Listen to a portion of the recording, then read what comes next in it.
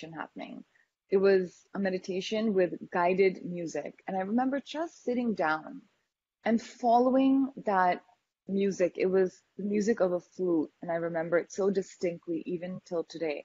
And following that music, just with my eyes closed, and that did something to me. There was something that some neurons of my brain that just kind of that changed their pathways, I think. And it was as if a light went on inside my head. And it was a very special feeling. I felt overwhelming joy, or I felt, as if I was enlightened, but there was something that happened that was that was that I wanted to come back to again and again. That's all I can say. I wanted to experience that feeling over and over again. And I think that's actually where my yoga journey began, was that meditation. Anyhow, I continued that daily meditation practice from then onwards. Every single day, I would wake up and try to just sit down with a little bit of music initially to guide me. And that's how I began. But that was the beginning of meditation. Some of you now may ask me, what about the yoga journey? What about the asanas? Well, the story behind that is as follows. Again, the time of early 20s, a time of being lost, the time of not really knowing what direction to take in life. Whether was it marriage I wanted? Was it a career that I wanted? I had worked pretty hard in my life to reach where I was, which was at a point where I had so many options in front of me. But none of them really were very exciting for me. None of them really seemed like they were it. And more than that, I was pretty unhappy in my body. Again, as I pointed out, I was vegetarian, and in the 2000s, in the early 2000s, there was that the vegetarian culture hadn't really become prominent in the US. So most of the vegetarian food I was eating was either it was really, really greasy, or it had potatoes, or it had cheese. And I remember just gaining so much weight and becoming so unhealthy in my body. And remember, an unhealthy mind or an unhealthy body will lead to a disturbed mind. It's just a mind-body connection. And it's so, so true. It's so, so true. When you don't feel good in your body, you just don't feel good in my mind. And I didn't feel so good in my body. I felt like I wasn't myself. I'd gained some 15 kgs, and I just felt miserable. I didn't know what I wanted. I was kind of fat. And I really wondered, my gosh, like, is this what life is supposed to be? But then I actually remember just sitting at home, and my dad comes and asks me, oh, like, do you want to take a yoga class? And I said, yoga, that's so boring. Who wants to take a yoga class? And but then he said, well, you've gained a lot of weight and nothing seems to be working. And, maybe, you should think about slimming down a little bit, which was the truth. I had been going to the gym, I'd been swimming, but none of it seemed to be working, because the more I seemed to work out, the more I wanted to then eat. And it was like a very vicious cycle for me. And then, but then I did that yoga class, and I remember what happened in that yoga class. First of all, my yoga teacher himself was a little uninspiring. He was a little bit chubby himself. So I thought to myself, I don't know if my goal can be achieved through him. Secondly, he was always getting angry at me because I could not touch my toes. I was very inflexible from a decade or plus of running. And I remember my sister used to do these classes with me, and he used to always say, oh my gosh, she's so much better than you. And then the cherry on this yoga cake was that he would, in Shavasana, I remember as he was making us do Shavasana, he would himself go to sleep and then start snoring. I'm not joking about this. And so I decided that this definitely cannot be, yoga is not for me. And I didn't do yoga. But then when I went back to the US, I remember it was really the time that yoga was becoming quite cool. We had We had people like, there was Madonna doing yoga, all of these supermodels were doing yoga, and they were all like flaunting a yoga body. And I remember saying that, my gosh, I want a yoga body. And I went to a yoga class, and guess what? The yoga class was $15 and I couldn't afford it. I literally did not go to the yoga class because it was too expensive. And so I came back to India and I tried again because here it was definitely cheaper than it was in the US. And when I tried again uh, this time, I was doing a search by myself, and that was on Google, which is, Google Baba, as they say. And it was Google Baba that actually led me to the place where I found yoga. And but that also has a little bit of a story attached to it. I remember that being a writer, there was a book that I found on my bookshelf. That book had like really good quality pictures. It was really glossy. And I remember thinking, wow, this is a really nice book. And I remember Googling yoga, Ayurveda, weight loss, and I came across the Shivananda ashram. And I happened to be in an odd circumstance going to Rishikesh the next week with my family. And so when I went to Rishikesh, I decided to visit this ashram. And the minute I stepped into this ashram, it was very different than what I thought an ashram would be. It was incredibly different. It was full of happy, smiling, fit people. It didn't seem like this morose, serious place that I thought that ashrams were going to be. And it was really beautiful. It was a place that I wanted to be. And so I checked myself in for 10 days and I learned about the yoga life, not just about yoga asanas, but I learned about what a yoga life was, what a yogic diet was, what yogic behavior was. And also I learned about asana. I learned that asana wasn't about being flexible or touching my toes. It was about an internal journey. And that went really, really well with what was parallelly going on in my meditation practice. So the meditation practice and the yoga practice came together. And then that was just the beginning. And since then, it's been a journey that has been ongoing, and it's always ongoing. It's always ongoing. That's what the yoga journey is. It doesn't really stop till the day you die. And even then, once you die, it probably goes on unless you get realized. But we'll be talking a little bit more about yoga and Ayurveda with our next speaker.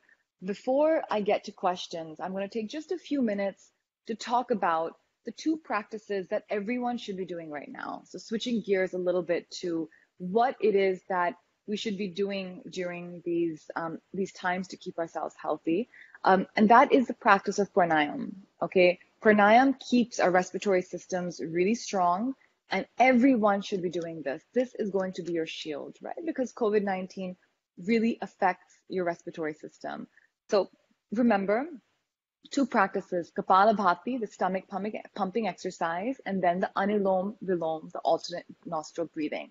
So a quick recap of both of these in 2 minutes each, and then you can watch this video, or I have many other videos that you can watch that demonstrate these practices. But these are the two practices that everyone should be doing, and do them as soon as you wake up in the morning. You know what I do, and this is my personal practice: the minute I wake up in my bed, I sit down in my bed for meditation. And then right after I finish my meditation practice, I actually do my pranayama. So in this way, it doesn't get skipped. And in between, if I stimulate my bowel movements or my digestion, I actually go into the restroom and then come back and finish my practice. So I really recommend that you do this. And if you do it the first thing that you wake up, before you look at your phone, before you check WhatsApp, before you go and talk to your husband or your children or your parents, then you're never going to skip it. First practice, Kapalabhati. You're pumping your lower abdomen. So you're sitting up straight with your back straight, your spine straight. Keep your hands in Chin Mudra on your knees.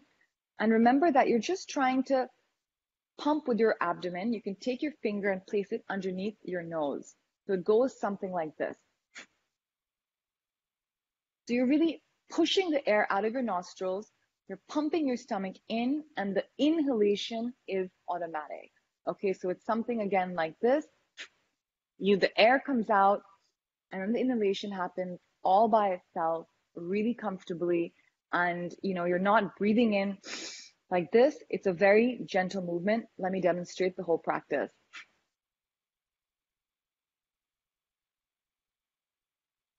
So you see, I'm pumping, but my chest is not moving. It's just my lower abdomen. The second practice, this is the cleansing practice. And now we move on to the actual pranayam, which is the anulom vilom.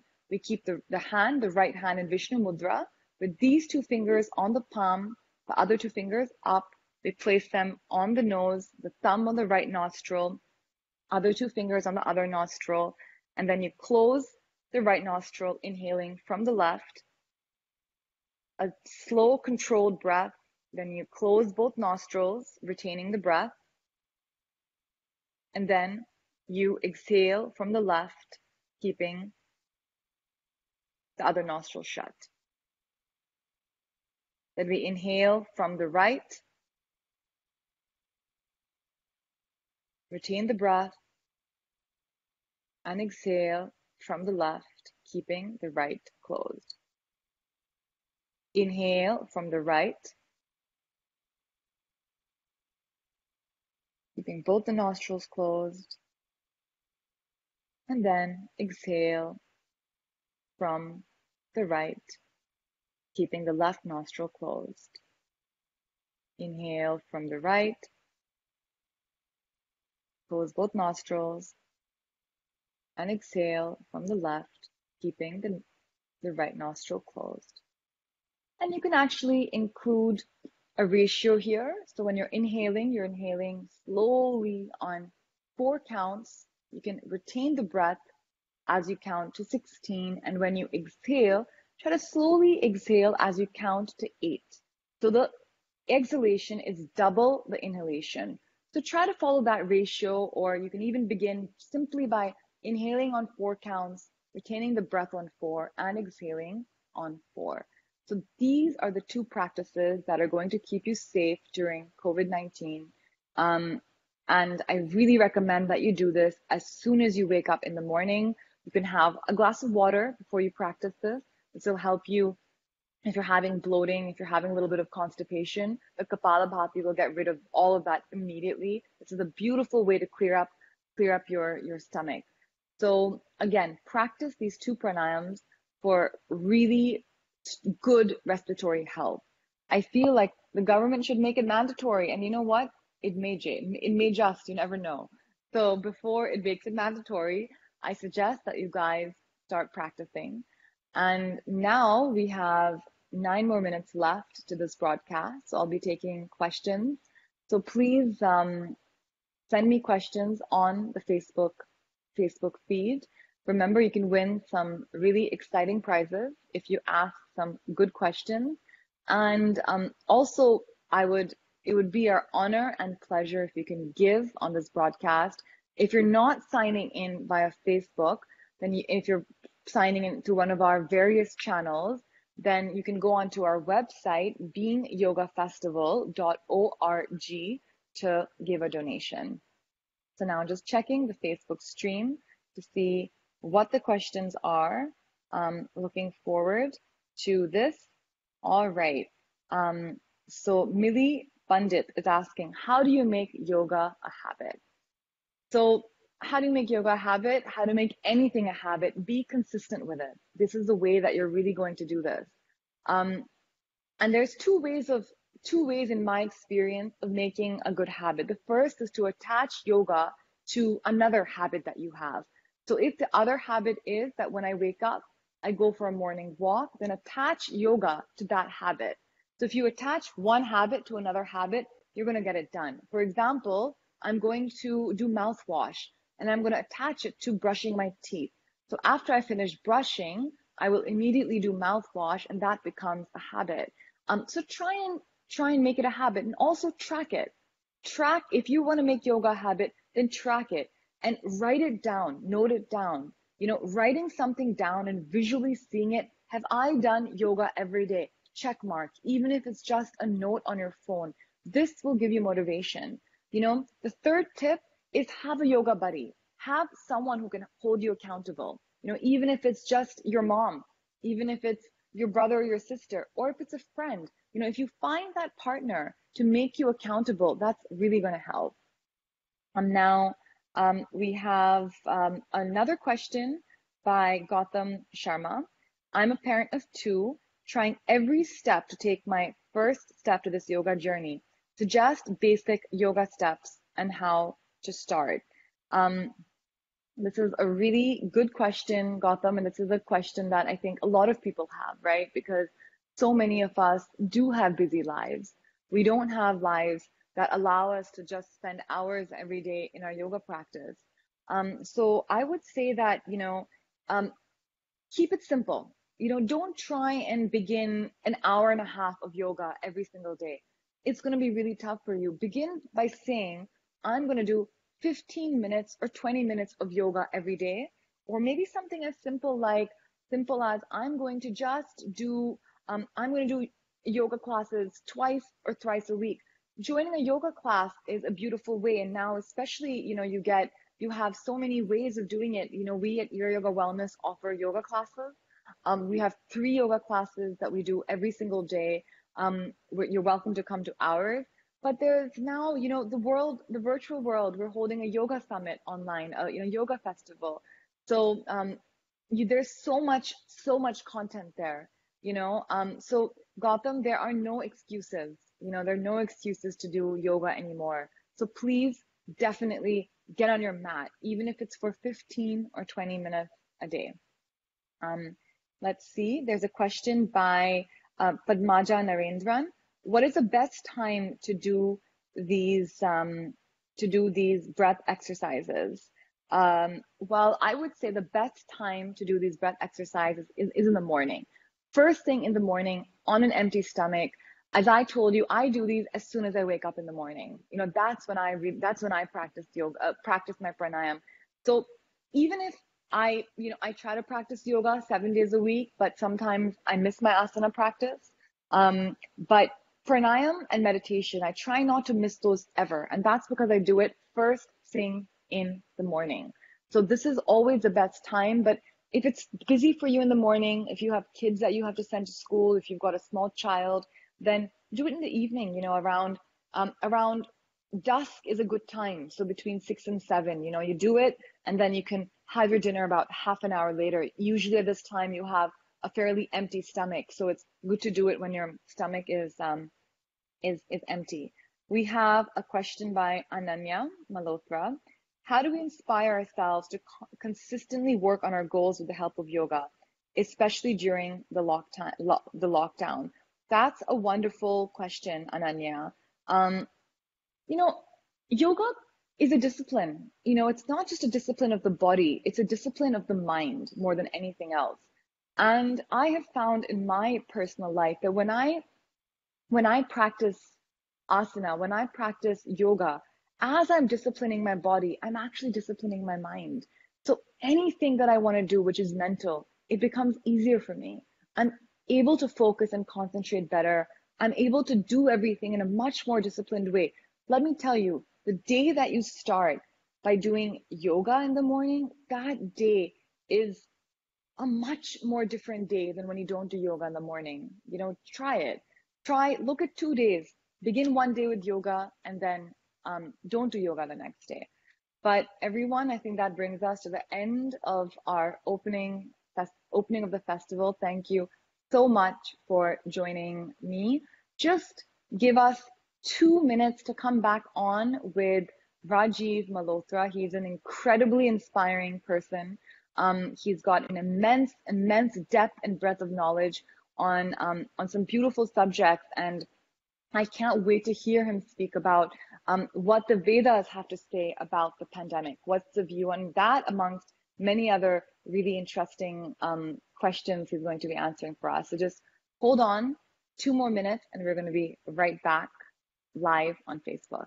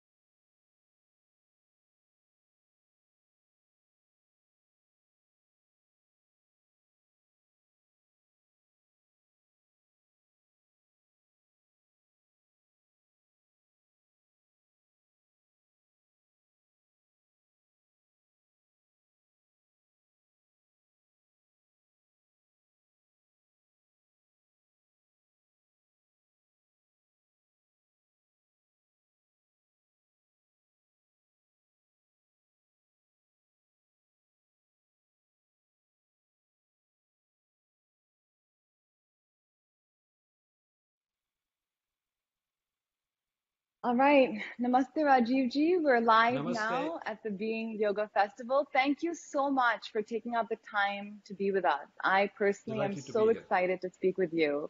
Before I introduce Rajiv ji to our audiences, we have close to 1 million people with us today via our Facebook pages, via Paytm, via Shamaru. We're live streaming across a number of different platforms. I just want to encourage everyone to give. The purpose of this entire festival is to raise money for those who have a lot less than we do. And even if it's just 150 rupees, the donate button is right below our Facebook campaign. So do find it in your heart. So donate even a little bit. Everything goes um, towards migrant laborers in India who survive on daily wages. So that is the purpose of why Rajiv ji is giving us our time amongst so many other people. So we really hope that you find it in your hearts to give. Um, Rajiv Malhotra is a phenomenal thinker, a writer, an intellectual, and he's written several best-selling books. And what he does is that he brings in current affairs into perspective. He relating them to civilizations, to science, to technology, to religion, and leading for an absolutely fantastic view on things. So I have been following his work, and I have several questions, burning questions that I'd like to ask him. But the first one that comes to mind, Rajiv ji, history repeats itself over and over again. And what the current scenario feels to me like is as if there's a war outside or there's emergency going on. We're all locked down, or maybe there's a natural disaster that's happened. But why do these things happen? What is the Vedic point of view towards pandemics? Wonderful. Namaste to all the viewers everywhere. I'm delighted to be on this show. Before we talk about the pandemic, I just want to set the context of the relationship between Ved and Yoga. You were giving an Absolutely. excellent demonstration on Pranayama a few minutes ago. And you mentioned a very important point that this is not just physical, it's mental. It requires engagement of the mind and it influences the mind. So we have to understand who is the self that is doing this? Who is the yogi? What is the yogi all about? Is it a body? Is it a mind? Is it even more than that? If you had a robot doing the same pranayama, it would not have the same effect because the robot doesn't have our physiology.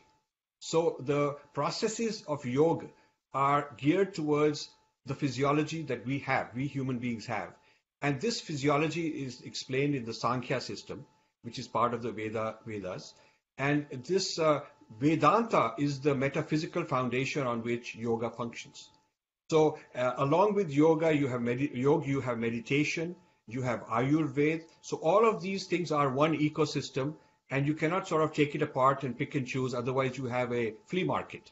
A lot of people have turned it into a flea market where they pick this and they pick that, but it's not really going to have the same effect. Now, people sometimes say that yoga has nothing to do with the Vedic heritage. The problem with that is that a medicine has to be taken with the right diet, with the right lifestyle, and there are contraindicated things you don't take. So the medicine will work on anybody, but it has to be taken properly. So similarly, yoga is universal. It will work for anybody of any heritage, identity, ethnicity. It is universal. But there are certain ecosystems that are part of the yoga tradition which have to be honored because it will not do the full job. It may do a partial job. It may even be counterproductive unless the whole ecosystem is part of it. And that ecosystem has to do with the nature of the self, which the Vedas have explained. So that's kind of an introduction on how to be a yogi in an authentic way within the Vedic context. So I think this should be clear. Now let's move on to your question, which has to do with the pandemic. The cosmic structure, according to our Vedas, is cyclical, and there are many evolutions, destructions, many things emanate, things manifest, and then things get dissolved. This is part of the natural cycle. So pandemics, tsunamis, volcanoes, some other object from the sky came and killed all beings at a certain point in time. That's how the dinosaurs disappeared. So these things have happened. Now, one important lesson we can learn is that the ecosystem has to be in equilibrium. Man has to respect nature. Man has not been respecting nature.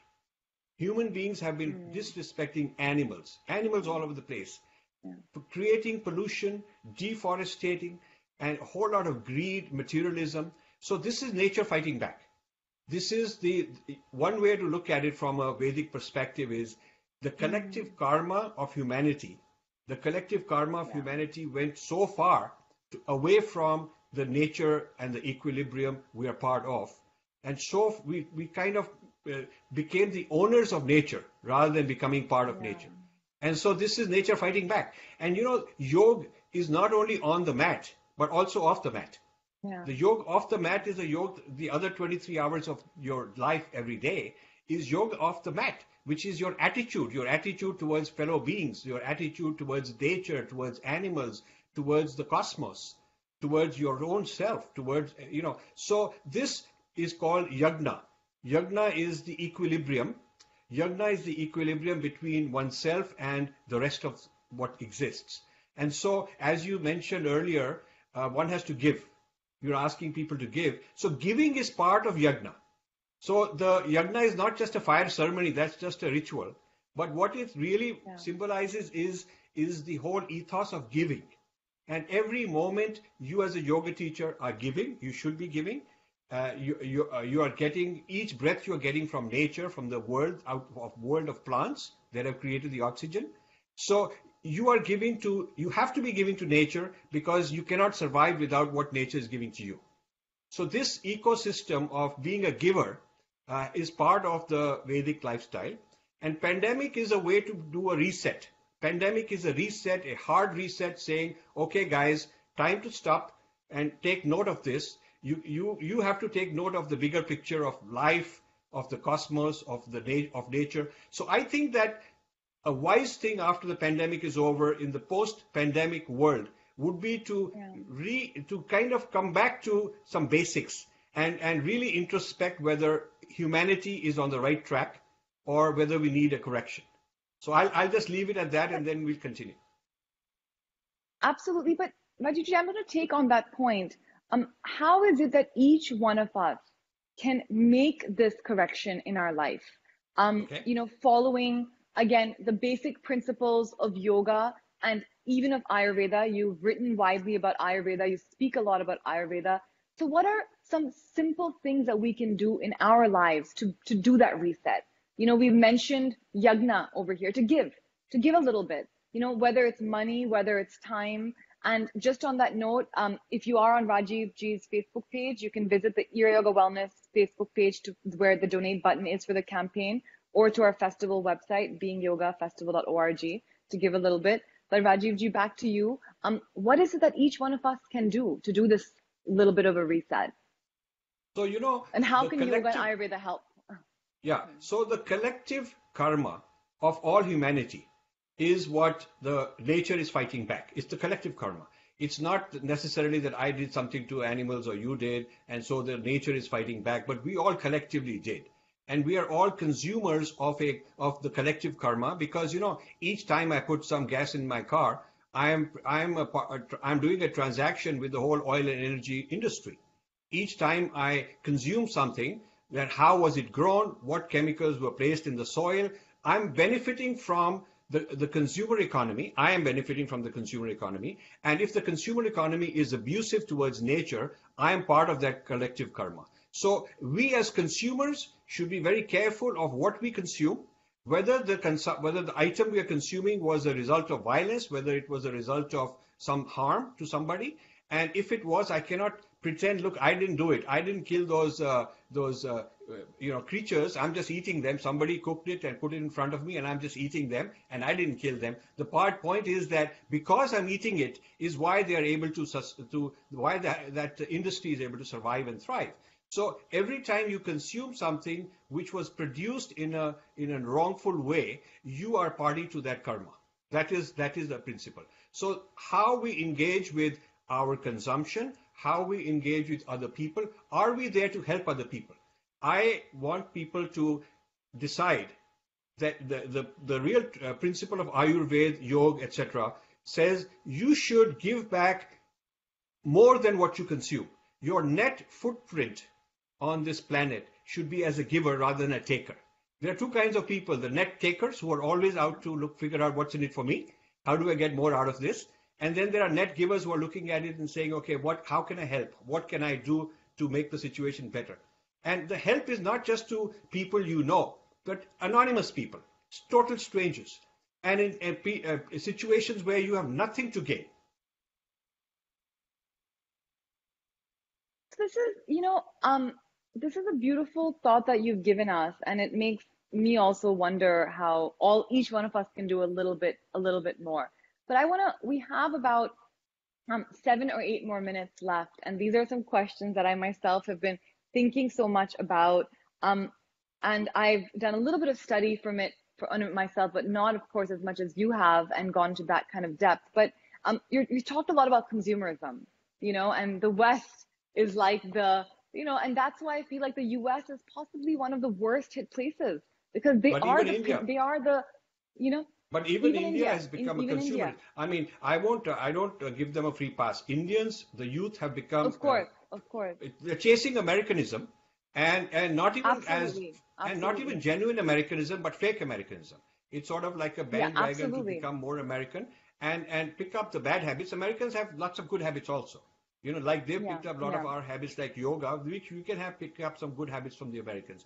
So Indians are not exempt from this problem of consumerism and violence. Absolutely. But and violence, of course. Now, talking to your point about yoga in the West and how the West has picked up yoga, how has the West appropriated yoga? How did yoga really enter the West and become a huge trillion-dollar economy?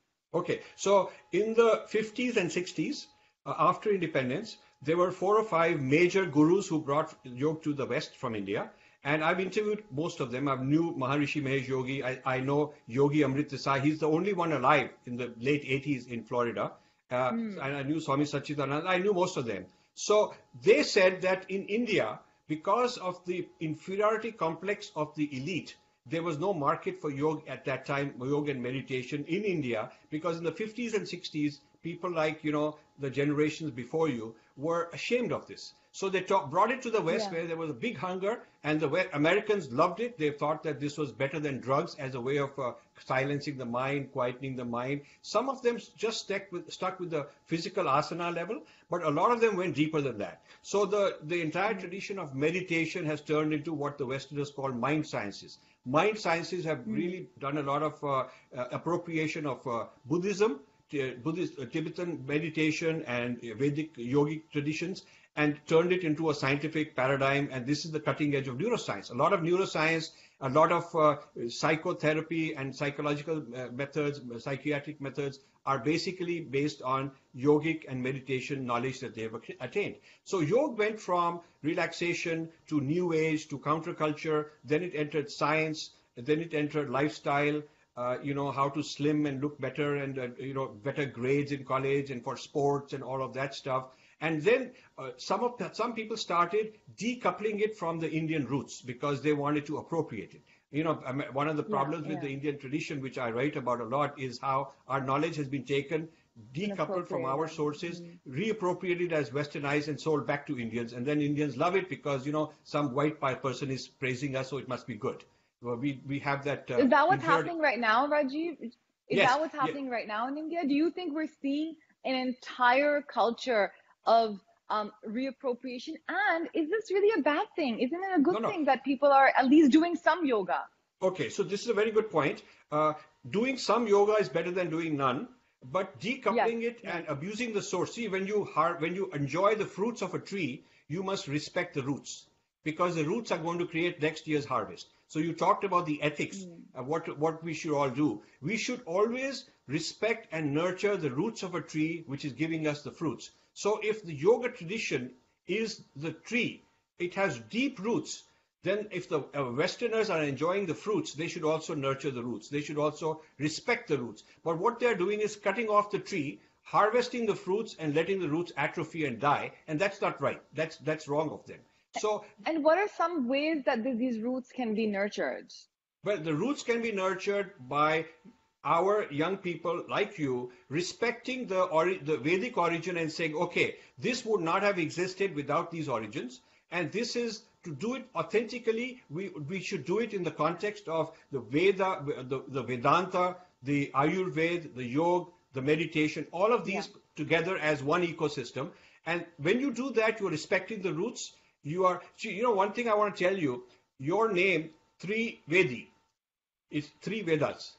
So you come from the background of people who were honored, and they were in charge of, they were the trustees of keeping the integrity of these three Vedas. There are Chatur Vedas, four Vedas, Dvi But they were Vedas, also two a Vedas. little lazy because they forgot the fourth one, right? They didn't read Okay, all four. They just did wait, stopped at three. but the thing is, rather than saying lazy, you should give them credit for being specialized. I mean, Okay. a cardiologist cannot be accused. Why aren't you also an eye doctor and a foot doctor? But the point is, if he's the Okay. best cardiologist, that's pretty darn good. Okay, so All if right, if ancestors, I respect you. yeah, yeah. So what you have to do is continue that tradition in your life. And your name Ira is Iravati. That is the name for Saraswati. So that's the knowledge. So what can you do in your life? You can learn about the Saraswati tradition. You can learn about the three Veda tradition. Get connected to your heritage, and require that the Westerners and the Westernized Indians have to understand all this, because this is the soil. You cannot take a plant out of the soil and put it somewhere else and expect it will grow the same thing. You know that. I mean, the people in Champagne in France, they sue you if you call something Champagne not grown in that region of Champagne, because they are saying it can only be grown here because the soil and the climate and the weather is very special. So this is true. The Vedic soil is very necessary, and this, to protect this, is, I think, a very important yajna that we should all do. Thank you, Rajivji. I have a lot to do, you know. It's a But lofty you're on a good ambition. start. I'm going to get inspired by people like you and try to go ahead on this path. And in the thing, trying to giving back some of this in the yagna tradition, and hopefully spreading the love, spreading the word, spreading the knowledge, you know. And I that's the want to say purpose of one. this festival as well. Absolutely. And I want to say one thing before we close. A lot of people said, oh, Ira has abused our tradition. Don't talk to her. Why are you on her show and all that? I said, no way. Because young people are searching. They're experimenting. They take a position here, they take a position there. And it is for us to educate them, inform them, ground them, as long as a person is open-minded.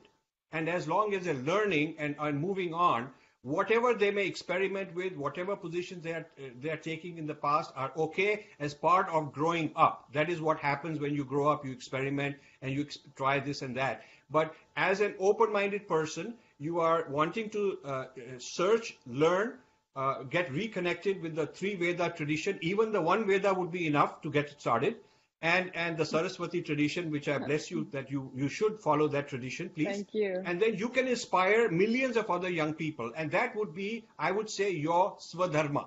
Swadharma is the personalized dharma, which Absolutely. means my calling. What is my calling? And Mhm. your Swadharma becomes your yagna, and everybody has to discover their Swadharma, and that becomes the collective yagna. This is the message of the pandemic. This is the message of the swallow your swadharma, not your pardharma.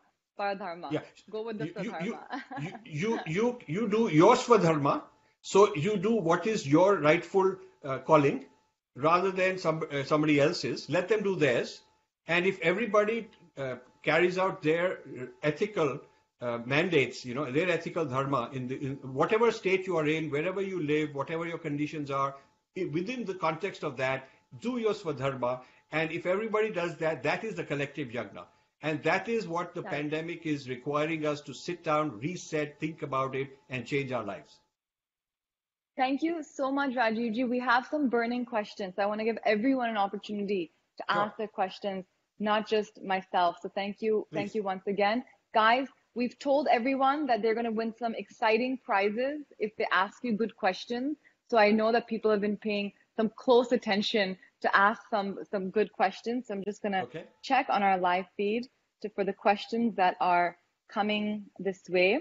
There's a question by Sneha Pujari, is the COVID the end of the Kal Yuga? That's her question.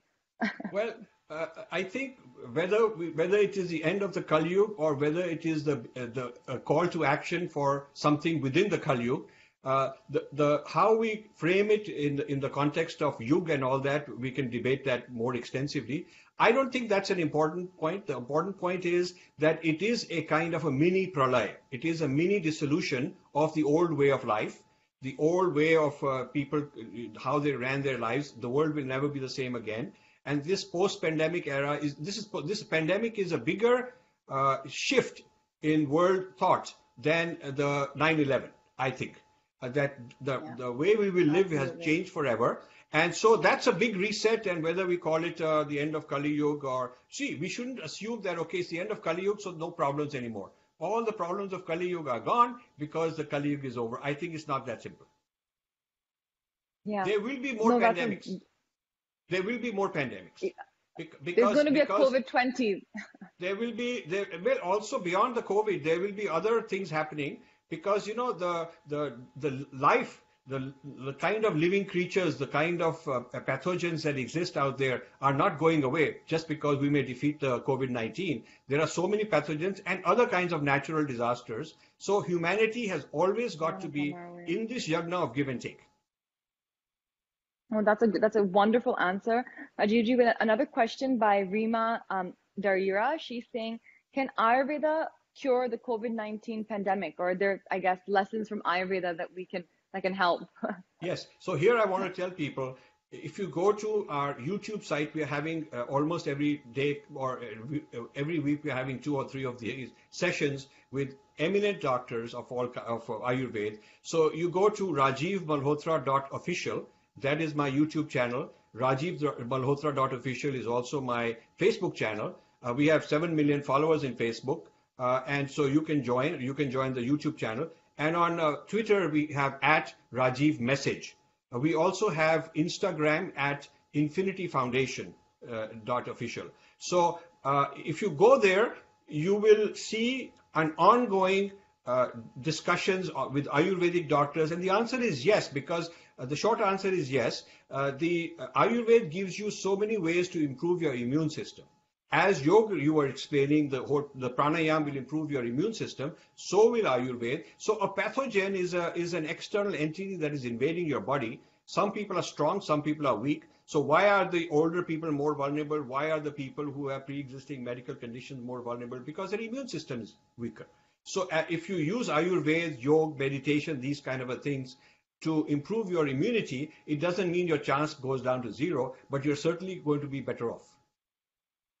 Okay, wonderful. So everyone, do visit Rajiv Ji's website. There's a lot of good tips there. I myself have been checking it out, and there's a lot of great information. Do a daily practice of pranayama, even if it's for 5 to 10 minutes. This is a very good goal to have during this time. And Yes. try to follow some basic principles of Ayurveda, simple little things that you can try and do in your daily life. We have a lot of questions coming in. There's a good question by Suresh. It's an interesting question. What happens when people feel that their own swadharma is in conflict with somebody else's? Well, your swadharma, you do your swadharma, and as long as you are not harming anybody else, you do your swadharma. If they don't like it, they have to do their swadharma. The fact that I'm living a certain lifestyle may be that somebody else doesn't like. I'm not impinging on them. I'm not requiring that the other person has to be like me. I'm giving them the same freedom that I have for myself. So if my swadharma is not imposing on anybody, I'm doing my duties towards children, family, neighbors, employees, the cosmos. If I'm in my relationships with third parties, I'm not harming anybody, then I certainly have the freedom to follow my own swadharma, and so should you. Great. And our last question of the day, how do we, by Ayush Pant, how can we slow down our pursuit of pleasant sensations, and how do we attain real happiness? Okay, this is a question for a yogi, because when you do yoga, you will at some point begin to, firstly, you feel relaxed, then you'll feel mentally relaxed, then you'll eventually you'll experience Anand. Because the nature of the self is Sat Chit Anand. That is the nature of who we are. We are not born sinners, we are not fallen sinners, or any those kind of things don't apply to the Vedic paradigm.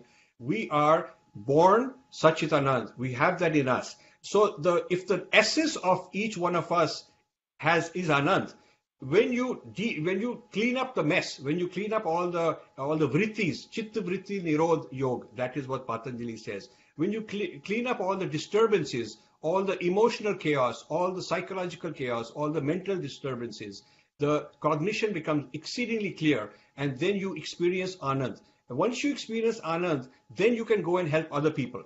If you are yourself troubled, and if you are with all these sanskars and conditions of selfishness and greed, then if you go out and try to help other people, it will be with a selfish motive. So first you have to do the yoga to become clean and clear and live in Anand and bliss without depending on external stimulation, without depending on external goodies, without every few minutes, okay, I have to check my email. No attention. You can't suffer from attention deficit if you are a yogi. So your attention span is long, and you are still. Mental stillness gives you Anand. If you are experiencing that, then actually a lot of your problems go away right away. So thank you, Rajiv ji, for your time. Thank you, everyone, for joining us. And please stick on. We have Deva Primal Miten coming for some chanting. So we would love to have you stick on with us and enjoy some of the Satchitananda that they will bring us. Thank you again, Rajiv ji. It's been an honor and a blessing to have you with us at the Being Yoga Festival. Thank you. Thank you. You're doing a good job having this festival. Thank you. Thank you so much, Rajiv ji. Thank you. I'm going to end our live right now. Thank you.